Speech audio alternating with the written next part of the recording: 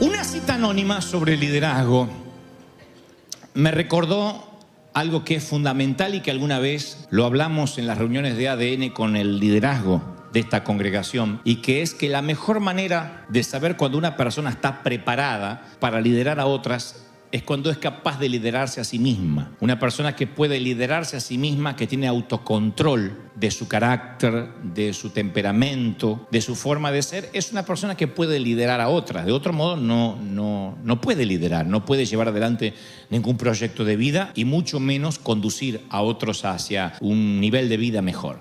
Es la astilla que menciona el Señor en Mateo 7. Jesús dijo que había que sacarnos la viga que tenemos en el ojo antes de realizar una cirugía para eliminar la pelusa del ojo del prójimo. Es que es imposible que uno pueda ayudar a otros si primero no quita lo que le molesta personalmente. Pero la tendencia humana siempre es pensar de esa manera. A veces queremos establecer una institución para instruir a otros sobre la limpieza del hogar, y en casa tenemos los restos del huracán Andrew. En casa tenemos un caos, pero siempre queremos que el otro sea el que tenga la limpieza. Aconsejamos a otros sobre las incapacidades y a veces nos mantenemos ajenos a las nuestras, a las propias, a nuestros problemas, ¿no? El Señor lo dijo: ustedes, fariseos, le imponen cargas a las personas que ustedes mismos no pueden llevar, no pueden cargar. Y nosotros siempre hablamos de llevar a otras personas a Cristo, ¿no? Decimos, vamos a predicar, a llevar a personas que no conocen del Señor, a llevarlos a la cruz.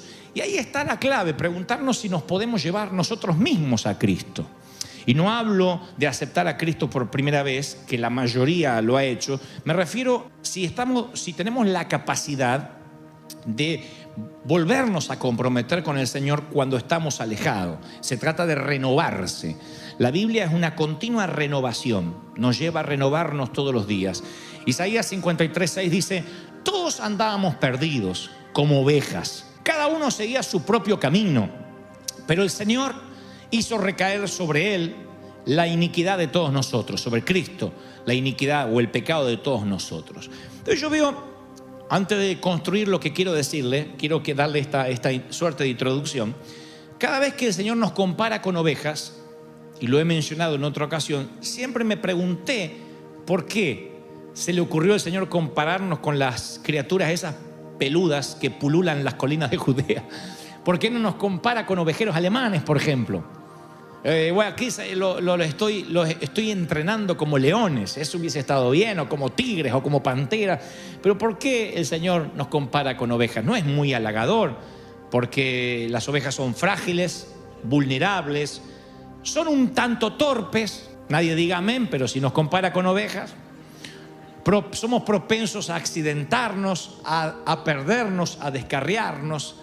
Pero nos compara con ovejas porque es el único animal que sí o sí necesita un pastor. No hay ovejas salvajes, no hay ovejas que anden por la pradera de manera salvaje y puedan sobrevivir. Después todo el resto de los animales tienen su versión del salvajismo, tienen su versión no domesticada. Hasta un gato puede ser salvaje, un perro puede ser salvaje, pero no una oveja.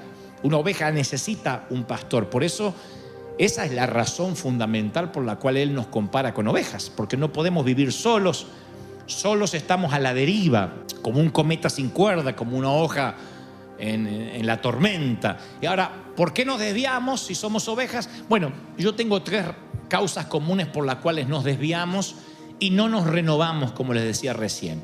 Primero, no cuidamos como ovejas las fortalezas, o sea, lo que nos hace fuertes no lo solemos cuidar.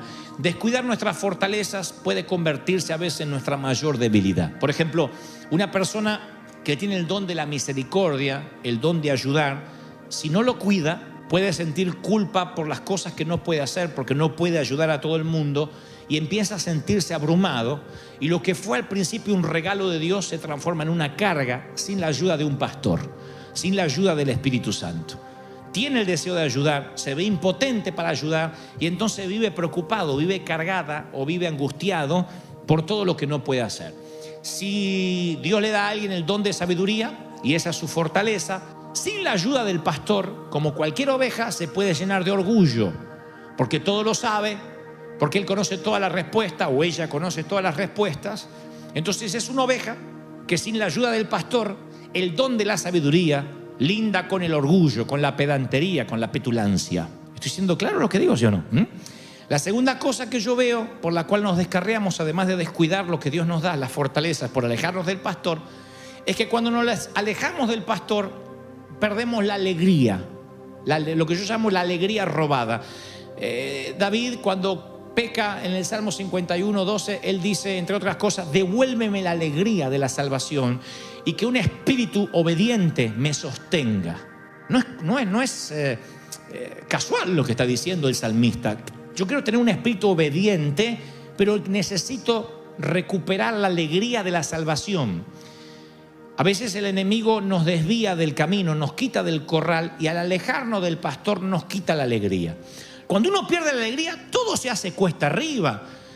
La alegría no tiene que ver con la felicidad. La felicidad es de a ratito y viene por acontecimientos, pero también se va por acontecimientos. Viene con el nacimiento de un baby y se va con la muerte de un ser querido. Miren cómo la felicidad puede escurrirse de entre los dedos. Miren qué escurridiza es que llega. La felicidad no es el álbum de fotografías que conservas en tu casa. Esos son momentos. Entonces la alegría no tiene que ver con la felicidad, tiene que ver con el gozo de servir al Señor. Decir, bueno, mira, no me fue bien en el matrimonio, no me fue bien con mis hijos, bueno, no tengo el trabajo que deseo, pero tengo la alegría, el privilegio que muchos no tienen, que los ángeles no pueden tener, de servir al Rey de Reyes, de servir al Señor de Señores. Eso me tiene que producir una alegría que compense la vida común o la vida rutinaria. Lo tercero es que al alejarnos de Dios o de nuestro pastor, no escuchamos su voz. Y la palabra dice en Juan 10:4, las ovejas lo siguen porque reconocen su voz. Mi pregunta esta mañana es, ¿reconoces la voz del pastor? Tú dices, es que no lo estoy escuchando. La pregunta no es si Él está hablando, la pregunta es si estás escuchando. Lo diré otra vez, la pregunta no es si Dios está hablando o no. Nunca deja de transmitir las frecuencias, son como las frecuencias de radio. En este momento estamos con un montón de ondas televisivas y radiales que están cruzando esta arena. Tú dices, pero yo no escucho ninguna radio. No, porque no estás sintonizando ninguna de esas frecuencias y dejas de oír su voz. Entonces yo puedo ver tres cosas en esto de alejarse del pastor y por qué nos descarriamos y no nos renovamos. Y voy a repasarla. La primera es la que le dije recién. Bueno, además de perder la alegría, no reconocemos su voz y, entre otras cosas, no cuidamos los talentos que Dios nos dio. Entonces un día estamos alejados. Ahora, ¿me están siguiendo, sí o no? Déjame que te diga algunos tips que he aprendido. No sé mucho de ovejas, pero sé algo de la vida, porque he vivido, en mis 32 años de vida he vivido mucho. Y sé algo, no, ya voy para medio siglo, pero en mi medio siglo de vida yo he aprendido algunas cosas, porque en ese medio siglo he estado mínimamente unos 42 años en las cosas del Señor, desde chiquitito. Y entonces he aprendido muchos tips en esto de perderse y de ser encontrado. Porque a veces uno dice, sí, soy la oveja perdida, que me venga a buscar. Y el pastor es fiel para buscar, siempre. ¿Es fiel para buscar el Señor o no? Lo es. Pero ser encontrado requiere cierta cooperación de nuestra parte. Como les dije recién, envejecer es automático, madurar es opcional. Y para ser encontrado, la fe está vinculada siempre a la acción. Siempre que Dios nos busque, nosotros tenemos que querer ser encontrados. Yo acabo de darte tres razones por las cuales quizás te sientas que no estás renovado. Este mensaje va para los que hoy dicen, ¿por qué me siento cansado en el alma? No hablo del cansancio físico que se recupera con 7 u 8 horas de sueño. Hablo del cansancio de la mente y el cansancio del espíritu y de la angustia del alma, esa que termina en un surmenage o en un estrés. Y nos volvemos unos amargados, unos torpes, unos petulantes. Por eso decía al inicio de este mensaje que la capacidad de liderar se ve cuando podemos autoliderarnos primero nosotros. Y seguiré diciéndole algunas cosas sobre esto de perderse y encontrarse. Si perder el gozo es un patrón constante, debes saber que el pastor utilizará la corrección. En la cultura de los pastores beduinos, si las ovejas se mantenían cerca de los pastores, los depredadores no podían atacar, porque están los pastores, le tienen miedo, sea el lobo, sea quien sea. Pero los depredadores son pacientes y esperan que las ovejas se desvíen. Así que cuando alguna oveja se desvía, el pastor deja las 99, como dice la parábola, a campo abierto, y va a buscar la desviada, la perdona, la ama, la carga sobre sus hombros y le dice: quédate aquí, porque si te vuelves a desviar del resto de las muchachas, puedes perder tu vida. Pero si el pastor ve que esa oveja es propensa a desviarse, que hace 5 años no cambia la oveja, 4 años y hay que hablarle de lo mismo y de lo mismo y de lo mismo y de lo mismo, y todo lo toma personal y todo lo toma que es para en contra de él o en contra de ella. Hay gente que no cambia nunca. Así va cambiando, se va volviendo más viejo, más vieja, se va volviendo más intransigente, se va volviendo más... Y hay gente que va cambiando para mejor y otros que van cambiando para peor. O evolucionamos o involucionamos. Entonces, cuando el pastor ve que la oveja se desvía 1 y 2 y 3, si hay un depredador astuto escondido entre los arbustos, dice: ahí tengo una. Esta en cualquier momento se desvía, deja de escuchar la voz del pastor, no cuida sus talentos, en algún momento pierde la alegría y se desvía. Acá la tengo. Y ya prepara el aderezo para ver qué le va a poner picantito, porque va a almorzar oveja. ¿Qué hace el pastor?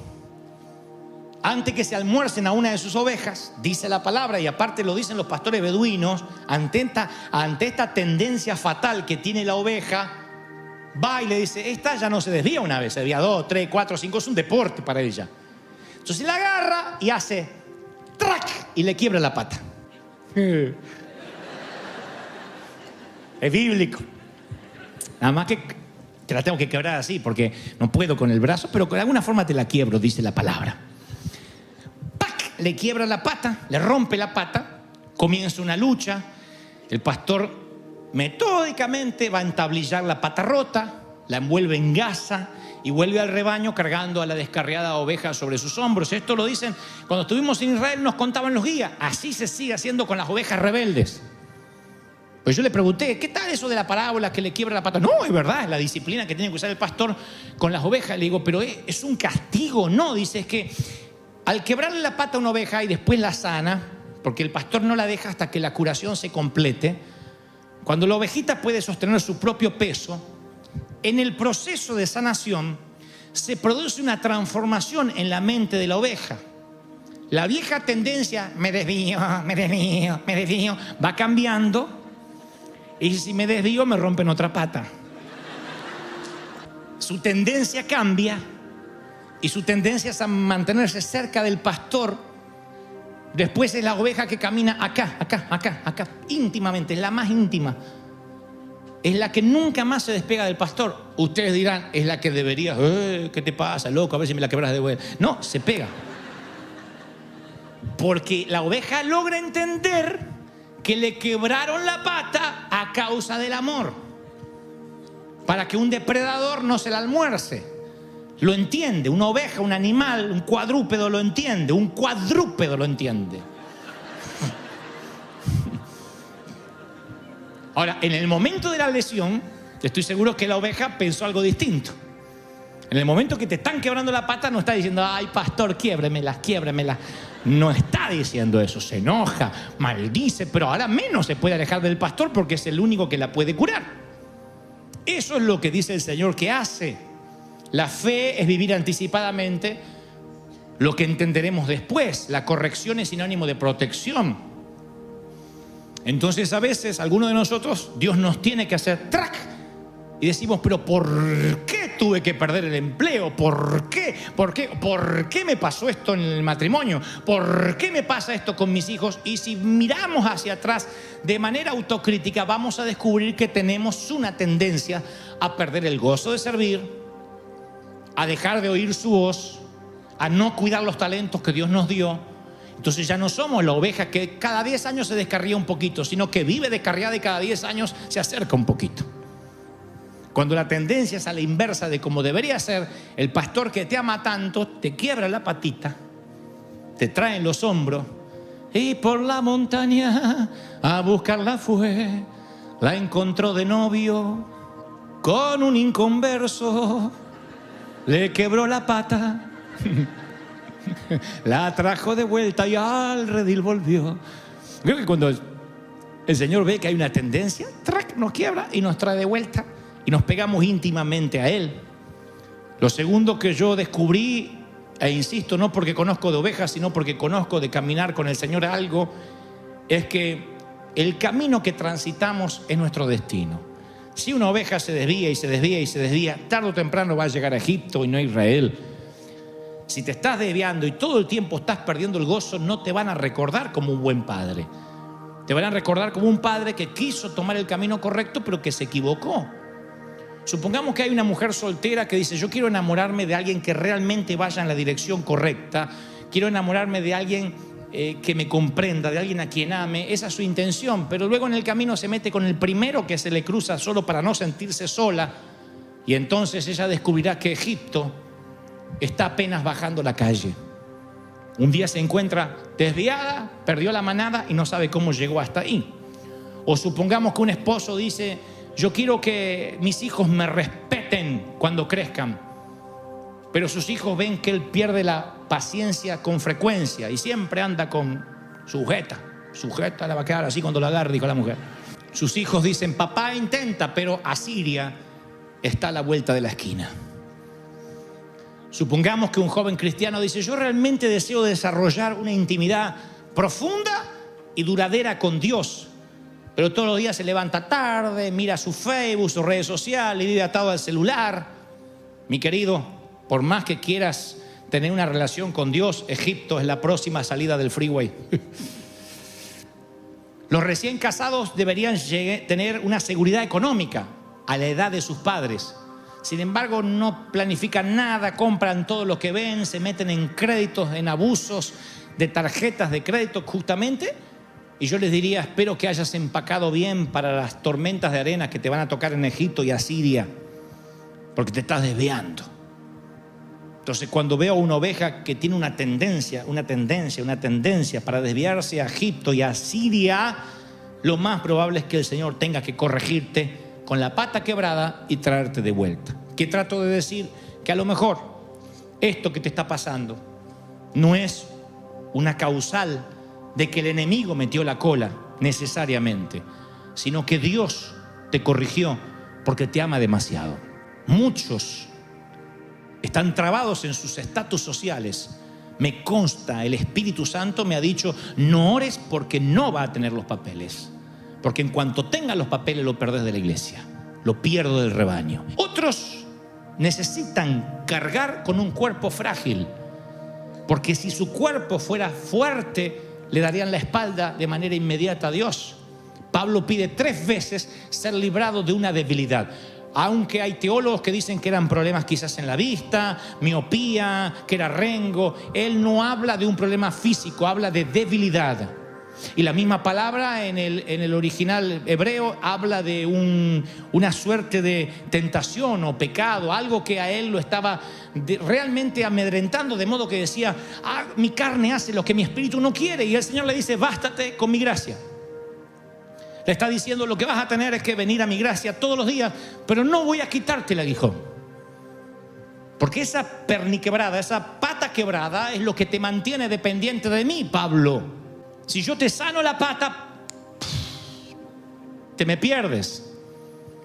Has conocido el tercer cielo, has tenido revelaciones que ningún hombre jamás tuvo. Aunque te consideras el menor de los discípulos, fuiste el único al que yo le prediqué personalmente luego de estar resucitado. Podrías andar por la vida diciendo: a mí ningún hombre me pudo predicar. Cristo me tuvo que predicar camino a Damasco. Un hombre que manejaba ciudadanías dobles, que era multicultural, cosmopolita, que tenía su profesión, que se autoabastecía a sí mismo, letrado, que podía debatir con griegos, con los grandes cerebros de la época, con el Simi Valley de la época, que era Grecia. Era un hombre que necesitaba tener una pata quebrada. De otro modo, no sería el gran Pablo que conocemos y quizá hubiese seguido el camino de Judas o quizá otro. El Señor sabía que tenía esa debilidad, lo conectaría con él. Y que Dios de ese modo se llevaría la gloria. Entonces lo que trato de decir es que a veces maldecimos una falencia, una minusvalía, algo que nos está faltando, y es justamente eso lo que te ha acercado a Dios todos estos años. Por esa debilidad, por eso que no dejas de orar, es que estás aquí. Dios nos conoce. Tú dices, no, si Dios me da la seguridad de que esto se me va a ir, yo le voy a servir. Tu abuela, ¿sabes la gente que yo conozco? Tu abuela, dice el Señor en Proverbios 8, 16. ¿Sabes la gente que yo conozco?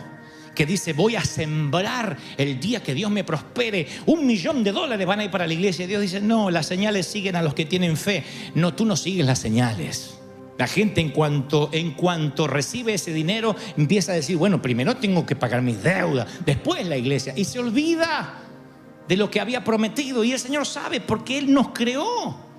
Él sabe que nosotros inmediatamente tendemos la tendencia a alejarnos del Hijo. Mira, voy a contarles esta maravillosa historia en los últimos 2 minutos.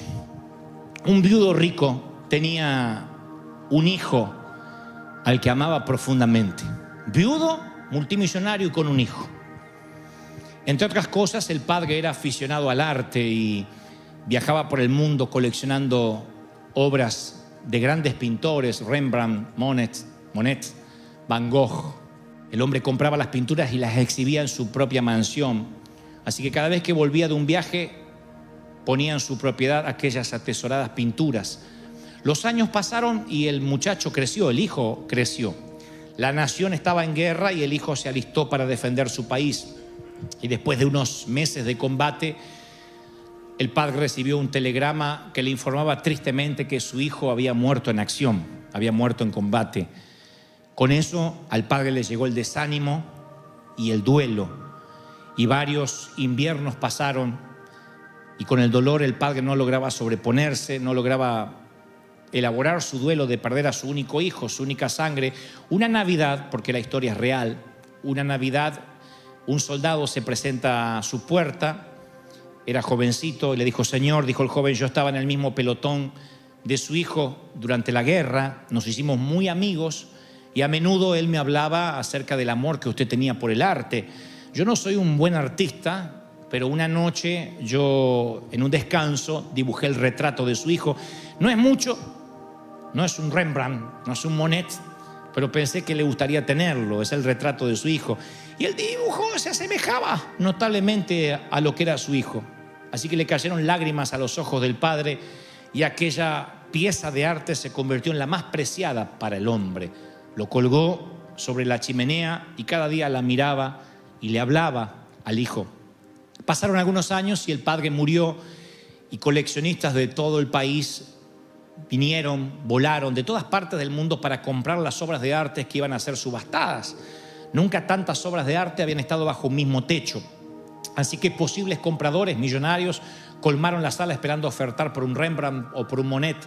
Pero para sorpresa de todos, la subasta no comenzó como había esperado, sino con una pieza, con un cuadro que no estaba en la lista, el dibujo hecho por el joven soldado.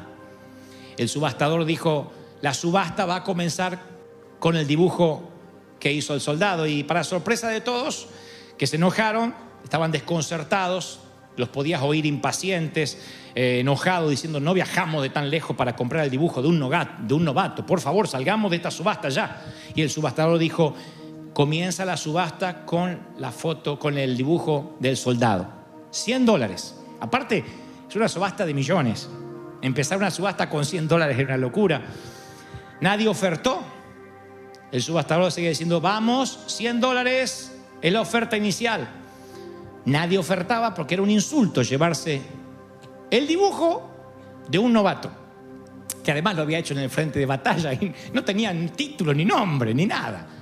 Así que decían todos, pasemos a los cuadros importantes, y el subastador decía, no, primero es este cuadro, $100, ¿quién oferta? Y lentamente, de atrás, un anciano levanta la mano y dice, bueno, yo no tengo mucho dinero, pero sí fui vecino de esta familia, de este hombre por muchos años. Conocí a la esposa antes de morir, conocí al hijo, así que yo voy a comprar el dibujo. No tengo mucho dinero, pero puedo juntar ahora los $100. El subastador dijo, bueno, la oferta es de 100, ¿alguien oferta 150? Y nadie ofertó.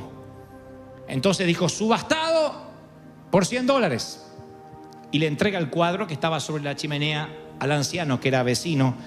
Ahora los coleccionistas dijeron, muy bien, ahora podemos seguir adelante con la subasta. Y el subastador dijo, no, la subasta se termina aquí. Y dijeron, ¿por qué esa subasta está terminada? Es imposible. La multitud comenzó a protestar. Un coleccionista dijo, pero si ni siquiera comenzamos con lo bueno, ¿por qué la subasta se terminó? Lo siento, dijo el subastador, la subasta está terminada. No puede ser, insistían los coleccionistas, y entonces el subastador lee una parte del testamento del hombre que dijo, es muy simple. Según el testamento del padre, dijo, cuando subasten todas mis pinturas, comiencen con el dibujo de mi hijo, y aquel que se lleve a mi hijo, se lleva todo. ¿Te llevas al hijo? ¿Te llevas al hijo? ¿Cuánto dice Señor? Ese es el Señor que quiero, puro, sencillo, simple. ¡Aleluya! Alguien tiene que aplaudir más que eso si crees que el Rey ha hablado hoy. ¡Aleluya! Amo esa historia.